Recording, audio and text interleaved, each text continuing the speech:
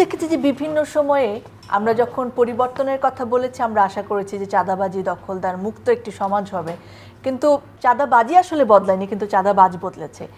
এটা আসলে কেন হয় বলে মনে করেন? সমাজে যে দুর্বলতা, গলদ, দুর্বৃত্তায়ন, দুর্নীতি দীর্ঘ বছর ধরে চলে আসছে, এটা শুধু গত আওয়ামী লীগ শাসন আমলে নয়, বহু বছর ধরে, এমনকি স্বাধীনতার আগে থেকে এক ধরনের সমাজের দুর্বৃত্তরা, মানে সমাজের যে অসাধু ব্যক্তি, তারা সমাজকে নানাভাবে নিয়ন্ত্রণ করার চেষ্টা করে। আইনি পথে যে নিয়ন্ত্রণ করতে পারে না, সেটি বেআইনি পথে, এবং চাঁদাবাজি একটা বেআইনি পথ। এটা দুই ধরনের আছে। অ্যাকচুয়ালি ব্যক্তিগত পর্যায়ে চাঁদাবাজি করে, রাজনৈতিক ক্ষমতার জোর দেখিয়ে, প্রশাসনিক জোর দেখিয়ে, এবং এলাকা পাড়া ইত্যাদির জোর দেখিয়ে। আরেকটি আছে পদ্ধতিগত যে চাঁদাবাজি, যেমন সিস্টেমেটিক। আপনি যদি বলেন যে পরিবহন খাতে যে চাঁদাবাজি দীর্ঘ বছর ধরে চলে, যখনই যে দল ক্ষমতায় আসে সেই দলের লোকরা সেখানে আধিপত্য বিস্তার করে, টার্মিনাল দখল করে, এবং তারা রুট পারমিটের নামে, টার্মিনালের আসা যাওয়ার নামে, শ্রমিকদের নামে কিন্তু এটা করে। আরেকটি হচ্ছে যেমন এই পরিবর্তনের পর যারা যে চাঁদাবাজরা পালিয়ে গেল, সেখানে সেই চাঁদাবাজরা অন্য কোনো চাঁদাবাজি গোষ্ঠীর চাঁদাবাজরা না আসতে পারে, এ ধরনের একটি কি বলে একটি কাঠামো দরকার। কিন্তু সেই কাঠামোটা তৈরি হয়নি। বৈষম্যবিরোধী ছাত্র আন্দোলনের নেতারা বা তাদের সমন্বয়করা বা তাদের কর্মীরা সারা দেশে একটি আন্দোলন করেছে, একটি স্বৈরতান্ত্রিক শাসন ব্যবস্থার বিরুদ্ধে আন্দোলনে জয়ী হয়েছে। এখন পরের কাজটি কিন্তু খুব কঠিন, আর সেটি কিভাবে করবে? তাদের তো এরকম সাংগঠনিক অথবা প্রাতিষ্ঠানিক কোনো সক্ষমতা নেই। এই সক্ষমতা হচ্ছে রাষ্ট্রের।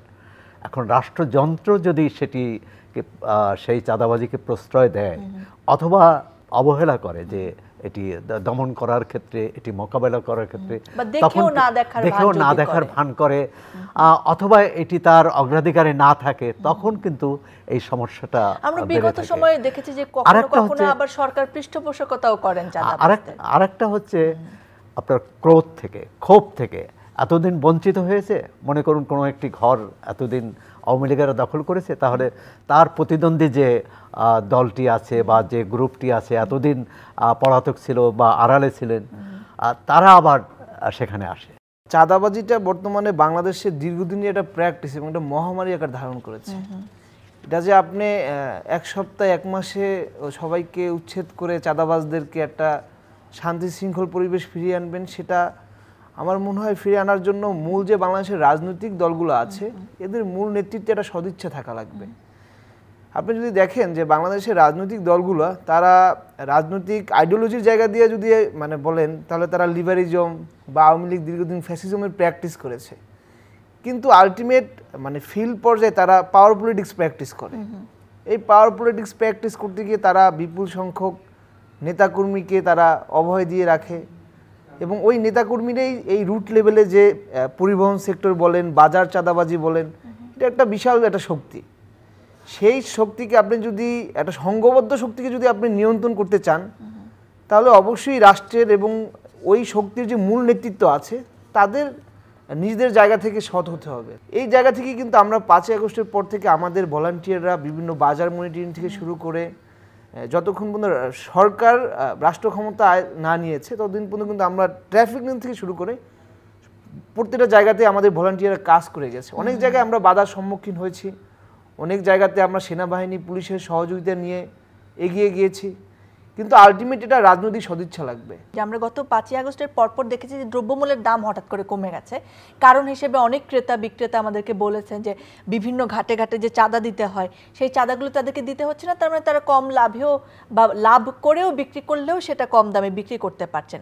কিন্তু কিছুদিন পরে আসলে চিত্রটি পাল্টেছে। আমরা দেখেছি যে বাসা ভাড়া কমেনি, দ্রব্যমূল্যের দামও সেভাবে কমেনি, আবার আগের জায়গাতেই চলে গেছে, এবং কম করে হলেও দখলদারি চলছে। এটা নিয়ে কি বলবেন আপনি? আসলে যখন আমরা প্রশাসন থানাগুলোতে যাওয়া শুরু করি, তখন তো আমরা আবার আমাদের ছাত্ররা যারা আছে তাদেরকে আমরা শিক্ষা প্রতিষ্ঠানে ফিরে যাওয়ার আহ্বান জানাই। এর পরপরই আমরা দেখতে পাই যে কিছু অশুভ শক্তি তারা আবার সেই তাদের যে পুরনো প্র্যাকটিস, সেগুলো শুরু করে দিচ্ছে। আমার অনেক জায়গায় এমন অভিযোগ এসছে যে যারা রুট লেভেলে এই চাঁদাবাজিটা করে তারা ঠিক আছে, তাদের উপরের যে সিনিয়র আছে তারা চেঞ্জ হয়েছে আর কি। তো সেই জায়গা থেকে আমরা কাজ করে যাচ্ছি, প্রশাসনকে বিভিন্ন জায়গায় ইনফর্ম করছি যে এই কাজগুলো আপনারা সমাধান, যেহেতু আমরা এখন ফিল্ডে নাই, প্রশাসন আছে, এবং অনেক জায়গায় দেখা গেছে কি আসলে বাংলাদেশের প্রশাসনও দীর্ঘদিন চাঁদাবাজির সাথে জড়িত ছিল। মানে আমি মনে হয় এর আগের এই যে আওয়ামী লীগের 15 বছর আগে এইভাবে দেখা গেছে কি না যে থানায় একটা বরাদ্দ দেওয়া লাগতো প্রত্যেকটা জায়গা থেকে, সেই প্র্যাকটিসটা আওয়ামী লীগ এই 15 বছর করেছে। এখন যে থানাও যে ওই জায়গাতে ইনভলভ হবে তাদের ওরকম পরিবেশ পরিস্থিতি তৈরি হয় নাই, সেটা সময় সাপেক্ষ একটা বিষয়ের ধারাবাহিকতার সাথে সেটা আসবে, আমরা চেষ্টা করে যাচ্ছি। এই যে রাজনৈতিক সরকার আসলেই যারা ক্ষমতাসীন থাকে তাদের নেতা বলেন বা কর্মী বলেন, তাদের যে একটা দৌরাত্ম্য এবং একটা অভয়ারণ্য পরিণত হয় তাদের স্বেচ্ছাচারিতার, সেটা নিয়ে তো জনমনে একটা ভীতির তৈরি হয়েছে, সেটা নিশ্চয়ই স্বীকার করবেন।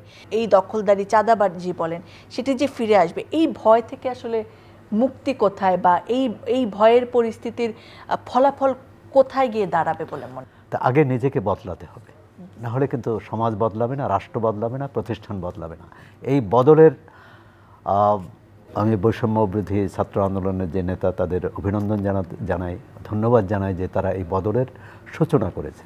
কিন্তু বদলটা টেকসই হবে কিনা এটি নির্ভর করবে সমাজের সব শ্রেণী পেশার মানুষ এবং রাজনৈতিক নেতৃত্বের উপর, কারণ শেষমেশ রাজনৈতিক নেতৃত্বই কিন্তু রাষ্ট্র পরিচালনা করবে। এই যে আমরা যখন পরিবর্তনের কথা বলি, দুই পক্ষই কিন্তু আমরা বলি যে আমরা চাঁদা নিব না, আবার দিবও না চাঁদা, কিন্তু চাঁদা না দিলে আমাদের পূর্ব অভিজ্ঞতা আসলে কি বলে, দেখা যায় কনস্ট্রাকশন সাইডে চাঁদা না দিলে বাড়ি তুলতে দিচ্ছেন না, কিংবা চাঁদা না দিলে ব্যবসা করতে পারছেন না, তাদেরকে নির্যাতন করা হচ্ছে শারীরিকভাবে কিংবা অর্থনৈতিকভাবে নানা উপায়ে।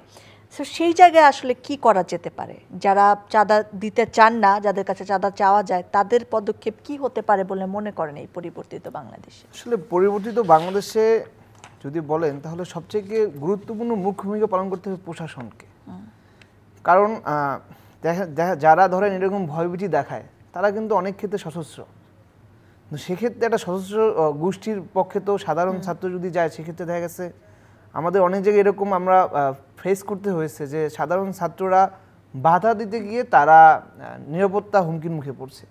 তো সেক্ষেত্রে প্রশাসনকে আপনার গুরুত্বপূর্ণ ভূমিকা পালন করতে হবে।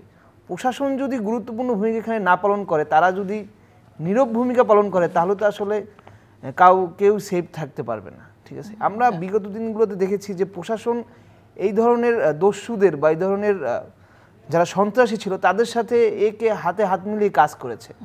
আমরা নতুন বাংলাদেশে চাই প্রশাসন তার সেই পূর্ববর্তী ভূমিকার অবতীর্ণ না হয়ে তারা মানুষের বন্ধু হয়ে জনগণের সেবকের ভূমিকায় তারা পালন করে তাদেরকে সহযোগিতা করবে। কারণ জনগণ রাষ্ট্রকে ট্যাক্স দেয় কির জন্য?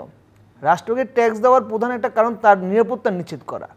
রাষ্ট্র যদি সেখানে তার নিরাপত্তা নিশ্চিত করতে না পারে, তাহলে তো তার এই যে ট্যাক্স দেওয়া সেটা রাষ্ট্রের অস্তিত্বটাই স্থাবর না। এই জায়গাটি বিশ্লেষণের জন্য আমরা বিভিন্ন সময় দেখেছি যে রাজনৈতিক পরিচয়ধারী সন্ত্রাসী বা চাঁদাবাজ যদি বলি, পেশাদারী সন্ত্রাসী রয়েছে, এখানে কিশোর গ্যাংয়ের অপরাধীরা রয়েছে। এই যে চাঁদাবাজি যদি আমরা রুখতে চাই, দখলদারি যদি রুখতে চাই, তবে গুরুত্বপূর্ণ দায়িত্বটি আসলে স্থানীয় সরকার প্রশাসন এবং আইন শৃঙ্খলা বাহিনীকেই পালন করতে হবে। তাদের ভূমিকাটি কেমন হতে পারে বলে আপনি মনে করেন? না, এখন তো স্থানীয় সরকার নেই, ইউনিয়ন পরিষদ ছাড়া স্থানীয় সরকার ভেঙে দেওয়া হয়েছে, তারা আর পদে নেই। তাহলে প্রশাসনের উপরে কিন্তু দায়িত্বটা বেশি পড়ে। আবার প্রশাসনের পুলিশ আইন শৃঙ্খলা মানুষের নিরাপত্তা দেওয়ার দায়িত্ব তো পুলিশের, আইন শৃঙ্খলা রক্ষাকারী বাহিনীর। তারা কিন্তু এখনো পর্যন্ত পুরোপুরি সক্রিয় হয়নি, এবং মাঝখানে তো প্রায় 1-1.5 সপ্তাহ নিষ্ক্রিয় ছিল। এখন তারা এসেছে। এক ধরনের জনগণের সাথে এই প্রশাসনের এতদিনের যে সম্পর্কটা ছিল অহিনকুল, মানে বৈরিতাপূর্ণ, এখন এই সম্পর্কটা মধুর করতে হবে, সহমর্মিতামূলক করতে হবে। এবং আমি মনে করি যে এলাকায় এক ধরনের গণকমিটি করা যায় কিনা, যে প্রশাসনের লোকজন থাকবে, স্থানীয় লোকজন থাকবে, তরুণরা থাকবে, ছাত্ররা থাকবে, এই ধরনের। এবং পুলিশের খাতায় অবশ্যই আছে যে কে কোন এলাকার, এবং এটি আপনি জানেন যে পুলিশ সরকার বদল হলেই তার খাতাটা বদল করে, যে আগে যারা সন্ত্রাসী ছিল তারা ভালো হয়ে যান, এবং নতুন করে যারা সন্ত্রাসীদের তালিকা তৈরি হয়। এরকম রাজনৈতিকভাবে রাজনৈতিক বৈষম্য দেখানো হবে না। আমরা বৈষম্যের একদম। বিরুদ্ধে আন্দোলন আমাদের করি। বারবার মনে রাখতে হবে যে এই যে পরিবর্তন সেটা কোনো রাজনৈতিক দলের পরিবর্তন নয়, বরং আমরা ব্যবস্থার পরিবর্তন চেয়েছি। ব্যবস্থার পর মানসিকতার পরিবর্তন, চরিত্রের পরিবর্তন, সংস্কৃতির পরিবর্তন। দারুণ, অনেক ধন্যবাদ আপনাদের দুজনকে, অনেক কৃতজ্ঞতা আমাদের সময় দেওয়ার জন্য। প্রিয় দর্শক, ধন্যবাদ জানাচ্ছি আপনাদেরকে যারা এতক্ষণ সঙ্গে ছিলেন। ফুটপাত থেকে বহুতল ভবনের ব্যবসা, গ্রামের হাট বাজার থেকে শুরু করে অত্যাধুনিক শপিং সেন্টার, প্রান্তিক পর্যায়ের অতিশয় ছোট ভবনের নির্মাণ কাজ থেকে শুরু করে মেগা প্রকল্পের নির্মাণ কাজ, রিক্সা স্ট্যান্ড থেকে শুরু করে বাস স্ট্যান্ড, লঞ্চ ঘাট, বিমানবন্দর, পুকুর, নদী, খালবিল, সমুদ্র, সর্বত্র চলে চাঁদাবাজি এবং দখলবাজি। পরিবর্তিত বাংলাদেশে আমাদের প্রত্যাশা সব সেক্টরের চাঁদাবাজি, দখলবাজি বন্ধ হোক, পরিবর্তনের শুভ স্রোতে দূর হোক সব অনিয়ম, অন্যায় এবং উশৃঙ্খলতা। শুনতে চাই এই বিষয়ে আপনার ভাবনা।